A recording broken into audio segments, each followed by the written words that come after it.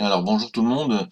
Alors aujourd'hui, voilà, je prends le temps de réaliser un tuto que j'aurais dû faire avant puisque tout le monde est en train d'utiliser le site internet. Donc, je vais vous faire un petit tuto pour voir comment prendre en main le site, ajouter les différents éléments sur une page. On va voir comment créer une page, on va voir comment créer un titre de page, utiliser les textes, on va voir les mises en page automatiques, on va mettre une image, on va insérer un lien YouTube et puis on verra comment fonctionnent les mises en page automatiques.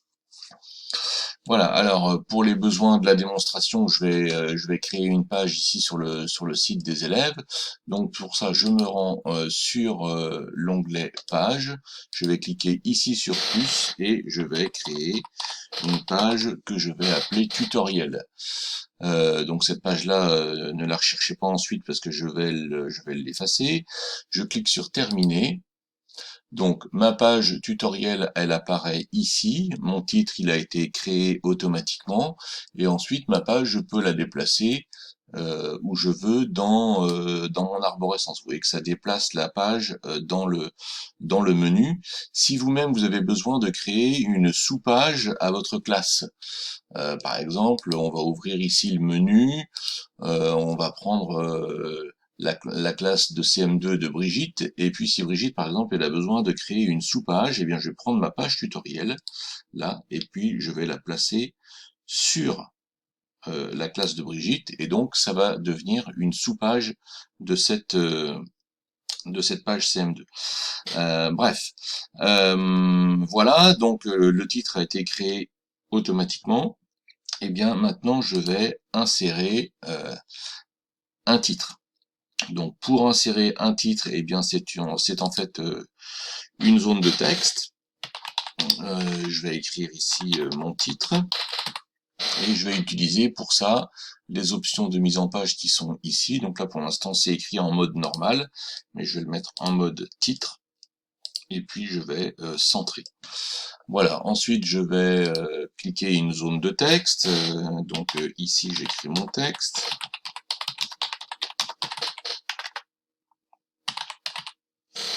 Voilà, etc., etc.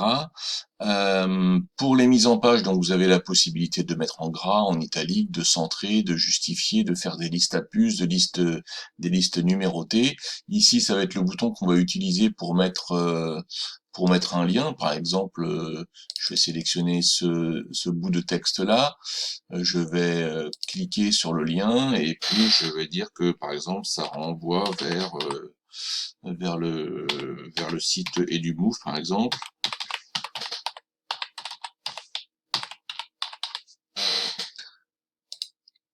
Voilà, donc mon texte apparaît souligné, ce sera ensuite un lien qui deviendra cliquable. Euh, pour chaque bloc, on a toujours des petits éléments de mise en page ici sur le côté. Donc, que ce soit pour un titre, que ce soit pour une image, que ce soit pour un texte, que ce soit pour une vidéo, peu importe. Ici, sur la gauche, on a toujours la possibilité de modifier la mise en page. On a la possibilité de modifier l'arrière-plan. Donc là, ici, je suis en standard, mais j'ai la possibilité de mettre plutôt en gris, ou alors plutôt en bleu, ou alors plutôt de sélectionner une image, par exemple, que je vais choisir ici, par exemple. Voilà, ça c'est des possibilités qui nous sont offertes. Ensuite, quand on a une partie, par exemple, qu'on veut reproduire, eh bien ici on a la possibilité de la dupliquer. Et puis, quand j'en ai plus besoin, eh bien je vais pouvoir ici supprimer n'importe quel bloc. Également, chaque bloc a la possibilité d'être redimensionné. Vous allez voir sur le côté, il y a des ronds bleus, c'est ce que j'appelle les poignées, donc qui va nous permettre de réduire notre zone pour pouvoir éventuellement positionner un autre élément après.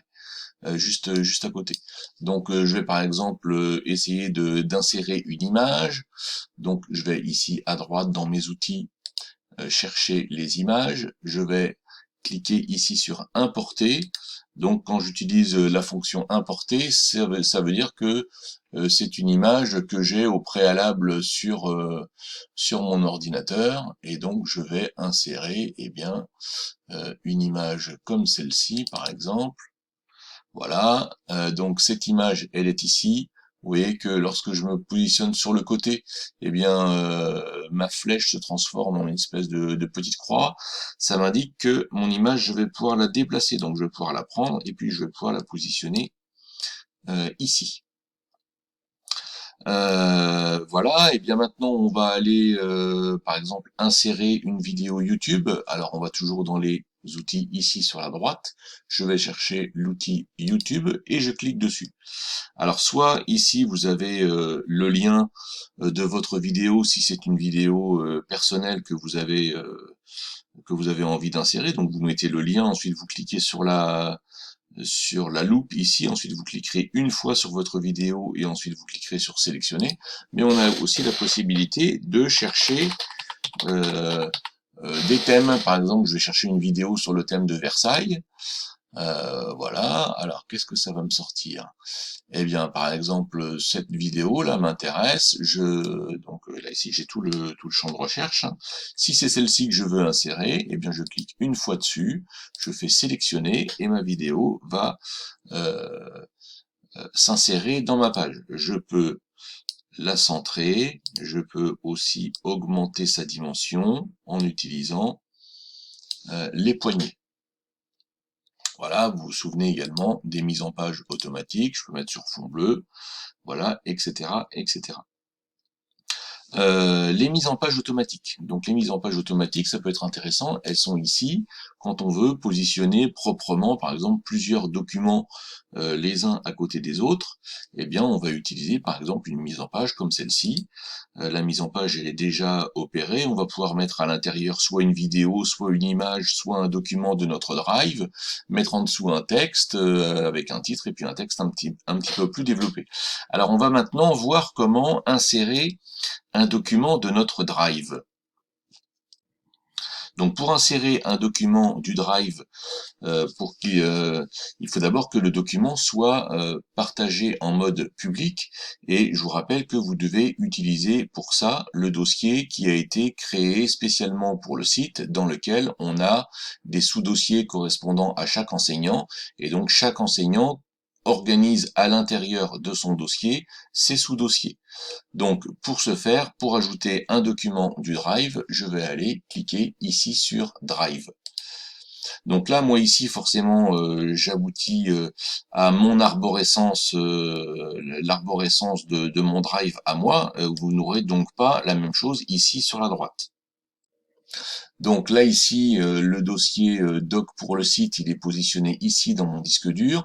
Je clique dessus et donc ce dossier, il est partagé entre tous les enseignants, et donc normalement vous devriez aboutir à cet écran où vous avez les dossiers de tous les enseignants.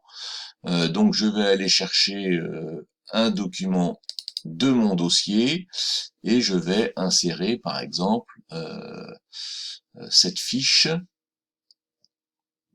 qui est là. Je clique une fois dessus, je fais insertion.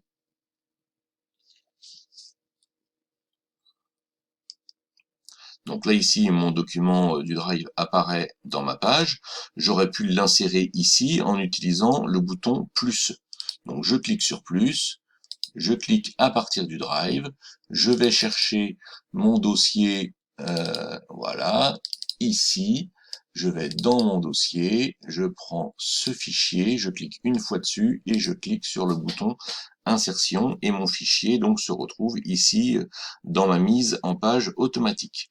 Alors j'ai aussi la possibilité de faire apparaître toute une liste d'un sous-dossier.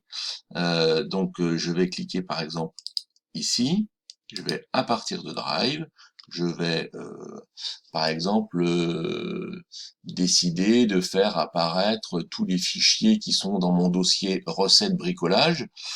Donc quand je double-clique en fait je vois le contenu de tout mon sous-dossier, mais si je reste au niveau supérieur, en fait, je clique juste une fois sur le dossier, je clique sur Insertion, et là, tout le contenu de mon dossier va s'insérer dans ma fenêtre. Voilà. Lorsque ma page est terminée, eh bien, je vais cliquer ici sur le bouton Publier pour que pour qu'il soit visible ensuite en ligne.